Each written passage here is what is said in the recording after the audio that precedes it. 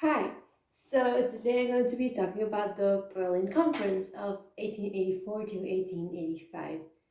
There's a lot of Berlin conferences, quite a few, but this one is one in 84, I guess, in the 19th century. So it was this European competition for territory in Africa, also known as the Scramble for Africa.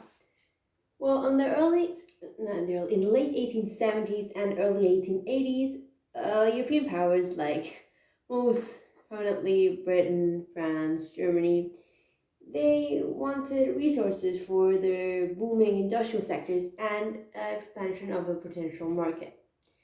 And well, the place was, Africa was right there. The idea could be done there. Africa as a place was perfect, so why not? And also, the governments already had an eye on Africa, and having more control over it would give them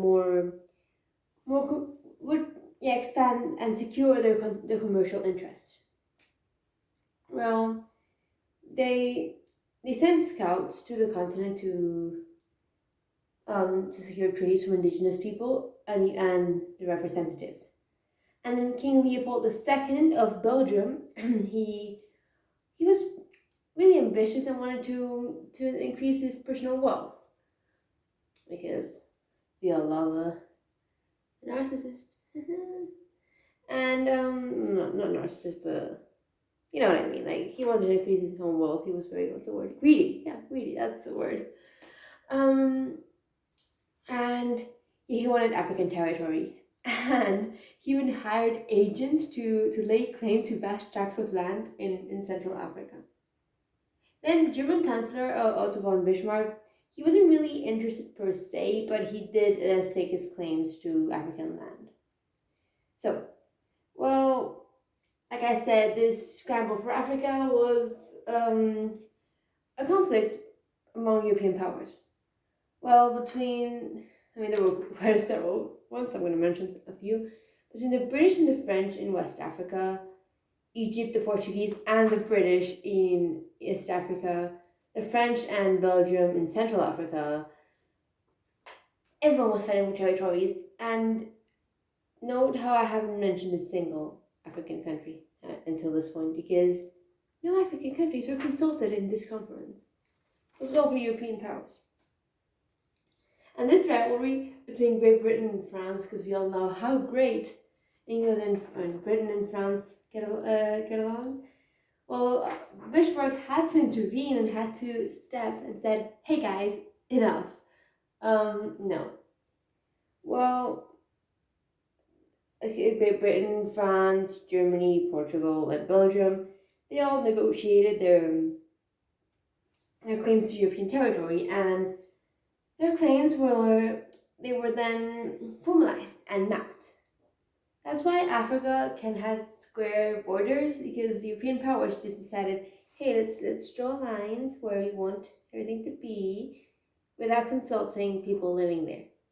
And it's very, I mean, the way Africa is laid out, it's because of this conference, because the European powers just wanted their own territories and didn't care about people living there previously, which that is Europe in a sentence. Well, they did allow free trade amongst the colonies, and they even established a framework for negotiating future European claims in Africa,